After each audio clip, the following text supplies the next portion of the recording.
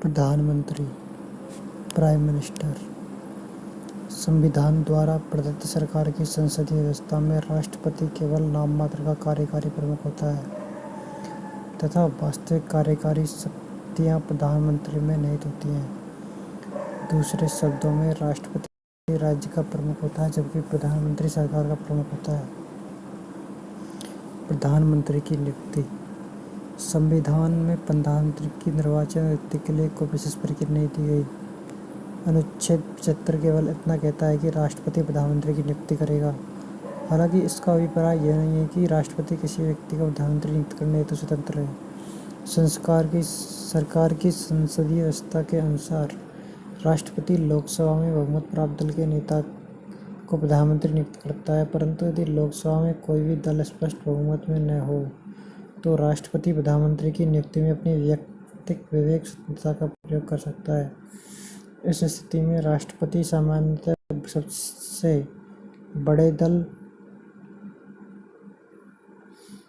सबसे बड़े दल अथवा गठबंधन के नेता को प्रधानमंत्री नियुक्त करता है और उससे एक माह के भीतर सदन में विश्वास मत हासिल करने के लिए कहता है।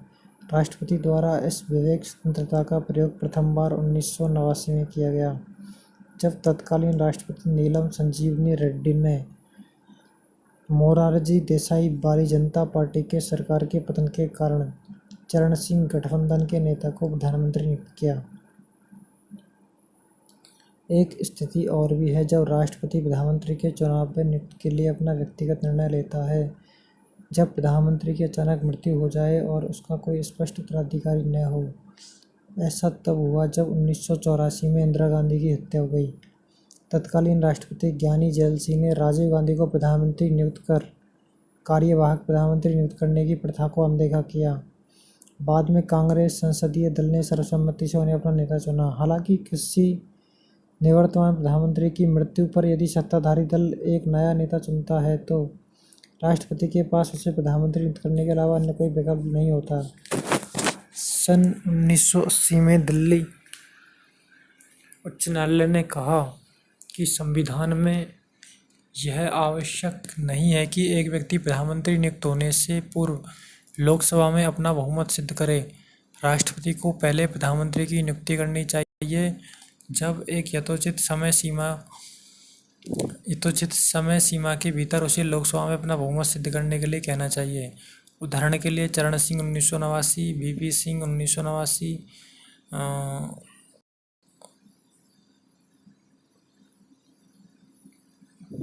1979, 1989, Chandrashekhar 1990, VP Narasimha Rao 1991, Atal Bihari Vajpayee 1996, HD. Deve Gowda 1996, IK. Gujral 1997 और पुनः अटल बिहारी वाजपेयी 1998 इसी प्रकार प्रधानमंत्री नियुक्त हुए। 1997 में उच्चतम न्यायालय ने निर्णय दिया कि एक व्यक्ति को जो किसी भी सदन का सदस्य न हो 6 माह के लिए प्रधानमंत्री नियुक्त किया जा सकता है। इस समयावधि में उसे संसद के किसी भी सदन का सदस्य बनना पड़ेगा, अन्यथा वह प्रधानमंत्री के पद पर नहीं बना रहेगा। संविधान के अनुसार प्रधानमंत्री संसद के दोनों सदनों में से किसी का भी सदस्य हो सकता है।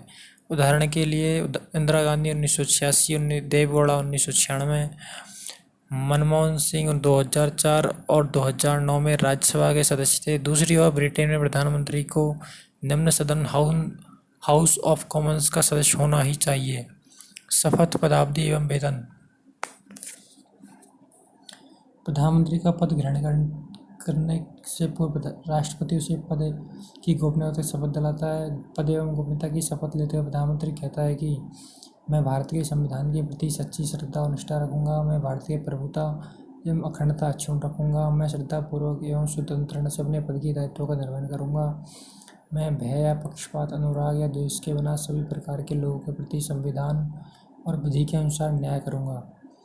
प्रधानमंत्री गोपनीयता की शपथ के रूप में कहता है, मैं ईश्वर की शपथ लेता हूँ कि जो विषय मेरे विचार के लिए लाया जाएगा अथवा मुझे ज्ञात होगा उसे किसी व्यक्ति या व्यक्तियों को जब तक सिवाय जबकि ऐसे मंत्री के रूप में अपने कर्तव्यों के सम्यक निर्वहन के लिए ऐसा अपेक्षित हो, मैं प्रत्यक्ष अथवा अप्रत्यक्ष रूप से संसूचित या प्रकट नहीं करूँगा।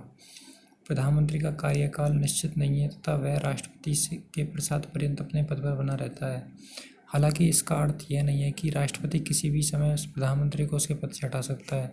प्रधानमंत्री को जब तक लोकसभा में बहुमत से शामिल है, राष्ट्रपति उसे बर्खास्त नहीं कर सकता।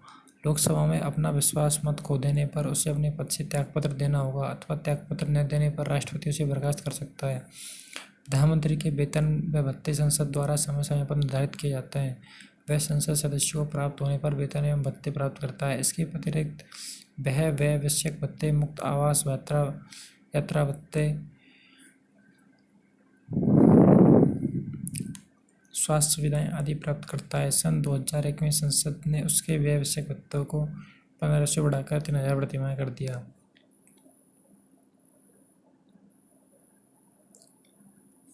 प्रधानमंत्री के कार्य व शक्तियाँ।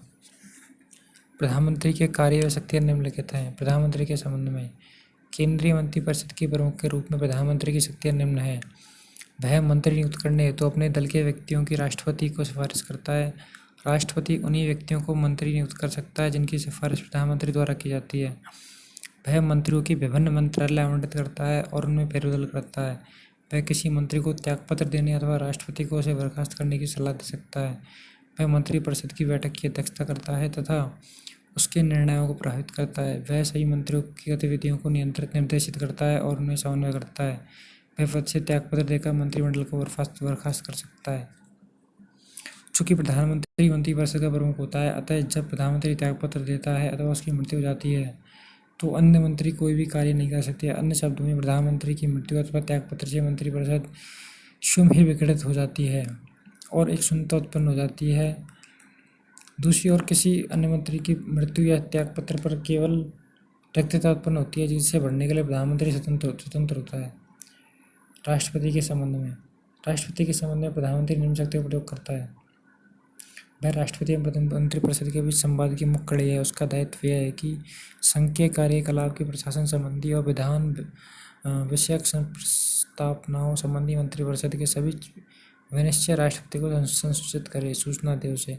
संघ के कार्यकलाप के प्रशासन संबंधी और विधान विषयक प्रस्तावनाओं संबंधी जो जानकारी राष्ट्रपति मांगे वह दे।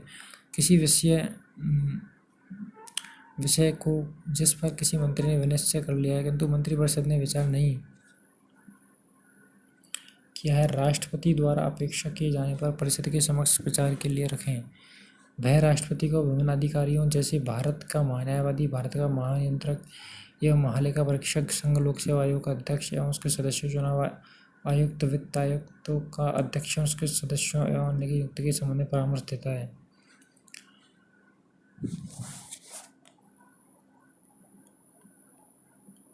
संसद के संबंध में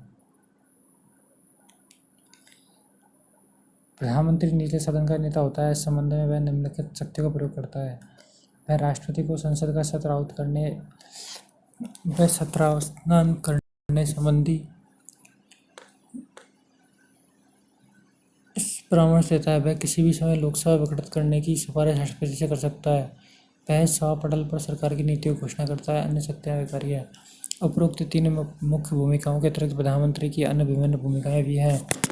वह योजना आयोग, अन्य नीति आयोग जो राष्ट्रपति विकास परिषद, राष्ट्रीय एकता परिषद, अंतर्राज्यीय परिषद और राष्ट्रीय जल संसाधन परिषद का अध्यक्ष होता है। वह राष्ट्र की विदेश नीति को मूर्त रूप देने में महत्वपूर्ण भूमिका निभाता है। वह केंद्र सरकार का मुख्य प्रवक्ता है। वह आपातकाल के दौरान राजनीति स्तर पर आपदा प्रबंधन का प्रमुख है। देश का नेता होने के नाते वह विभिन्न राज्यों के विभिन्न वर्गों के लोगों से मिलता है, उनकी समस्याओं के संबंध में ज्ञापन प्राप्त करता है। वह सत्ताधारी दल का नेता होता है। वह सेनाओं का राजनीतिक प्रमुख होता है इत्यादि। इस प्रकार प्रधानमंत्री देश की राजनीतिक प्रशासनिक व्यवस्था अति महत्वपूर्ण एवं अहम भूमिका निभाता है। डॉक्टर BR अम्बेडकर ने कहा है कि हमारे संविधान के अंतर्गत किसी कार्यकारी की यदि अमेरिका के राष्ट्रपति से तुलना की जाए तो वह प्रधानमंत्री है, न कि राष्ट्रपति। भूमिका का वर्णन कई प्रसिद्ध राजनीति शास्त्रियों एवं संविधान विशेषज्ञों ने प्रधानमंत्री की भूमिका के विशेष रूप से ब्रिटिश प्रधानमंत्री की भूमिका के संदर्भ में इसकी व्याख्या की है। इसमें प्रमुख लॉर्ड मॉर्डले ने प्रधानमंत्री का वर्णन समान के बीच प्रथम तथा कैबिनेट रूपी चाप के मुख्य प्रस्तर के रूप में किया। तो कहते हैं कैबिनेट का प्रमुख समान लोगों के बीच श्रेष्ठ होता है। कैबिनेट का प्रमुख समान लोगों के बीच श्रेष्ठ होता है तथा वह उस पद को उद्धारित करता है तथा जो काफ़ी दायित्वपूर्ण होता है। वह देश का सबसे प्रमुख प्राधिकारी होता है। हार्वर्ड मेडिसन सरकार के मुखिया के रूप में वह सबसे प्रमुख है, लेकिन आज उसके दायित्व में काफ़ी परिवर्तन आया है। Sir William burner heart high court, उन्होंने प्रधानमंत्री को तारों के बीच चंद्रमा की तो संज्ञा दी है। जेनिंग्स, वह सूर्य के समान है जिसके चारों ओर ग्रह परिक्रमण करते हैं। वह संविधान का सबसे मुख्य आधार है। संविधान के सभी मार्ग प्रधानमंत्री की ओर ही जाते हैं। जे लास्की, प्रधानमंत्री एवं कैबिनेट के संबंधों पर वे कहते हैं कि प्रधानमंत्री इसके निर्माण का केंद्र बिंदु, इसके जीवन का केंद्र बिंदु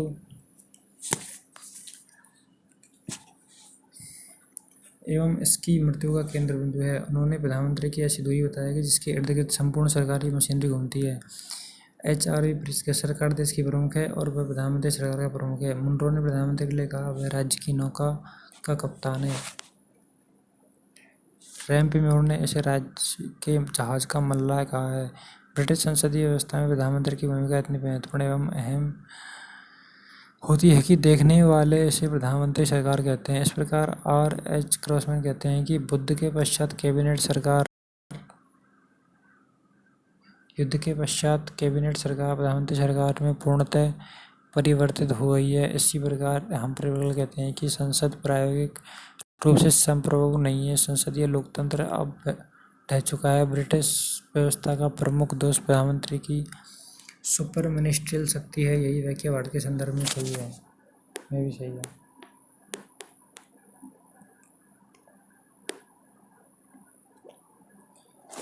राष्ट्रपति के साथ संबंध, प्रधानमंत्री के राष्ट्रपति के साथ संबंध। संविधान में राष्ट्रपति प्रधानमंत्री के संबंध निम्नलिखित उपबंध है। अनुच्छेद 74, राष्ट्रपति की सहायता एवं सलाह देने के लिए एक मंत्री परिषद होगी जिसका प्रमुख प्रधानमंत्री होगा। राष्ट्रपति इसकी सलाह के अनुसार कार्य करेगा। हालांकि राष्ट्रपति मंत्री परिषद की सलाह पर पुनर्विचार करने के लिए कह सकता है। राष्ट्रपति एवं इस पुनर्विचार के बाद दी गई सलाह के अनुसार कार्य करेगा। अनुच्छेद 75, प्रधानमंत्री की नियुक्ति राष्ट्रपति करेगा। प्रधानमंत्री की सलाह पर अन्य मंत्री की नियुक्ति करेगा। मंत्री राष्ट्रपति के साथ पर्यंत अपने पद पर बने रहेंगे और मंत्रिपरिषद लोकसभा के प्रति सामूहिक रूप से उत्तरदायी होंगे। अनुच्छेद 78, प्रधानमंत्री के कर्तव्य, संघ के कार्यकलाप के प्रशासन संबंधी और विधायक प्रस्तावनाओं संबंधी मंत्रिपरिषद की सभी निश्चय राष्ट्रपति को सुनिश्चित करें। संघ के कार्यकलाप के प्रशासन संबंधी और विधान विषयक प्रस्तावनाओं संबंधी जो जानकारी राष्ट्रपति मांगे वह दे। और किसी विषय की जिस पर किसी मंत्री ने निश्चय कर लिया है परंतु मंत्रिपरिषद ने विचार नहीं किया है, राष्ट्रपति द्वारा अपेक्षा किए जाने पर परिषद के समक्ष विचार के लिए रखें। वे मुख्यमंत्री जो प्रधानमंत्री बने। 6 लोग: मोरारजी देसाई, चरण Singh, VP Singh, PV Narasimha Rao, HD Deve Gowda. Narendra Modi एवं अपने राज्यों के मुख्यमंत्री बनने के बाद देश के प्रधानमंत्री बने। मोरारजी देसाई तत्कालीन बम्बई राज्य के 1952 से 56 की अवधि तक मुख्यमंत्री थे, जो मार्च 1977 में देश के प्रधानमंत्री बने। पहले गैर कांग्रेसी प्रधानमंत्री ने। चरण सिंह अविभाजित उत्तर प्रदेश।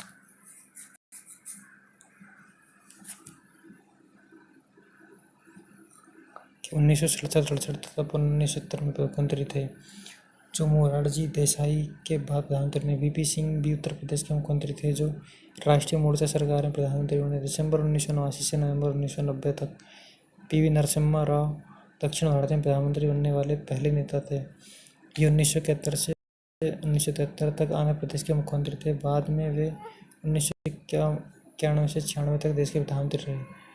HD देवेगौड़ा कर्नाटक के मुख्यमंत्री थे, जिन्हें जून 1996 में संयुक्त मोर्चा सरकार का मुखिया चुना गया था। नरेंद्र मोदी भाजपा मई 2014 में प्रधानमंत्री बनने तक गुजरात के मुख्यमंत्री थे। वे 2001 से 2014 तक 4 बार गुजरात के मुख्यमंत्री रहे। अनुच्छेद 74, विषय वस्तु, मंत्रिपरिषद का राष्ट्रपति को सहयोग परामर्श देना।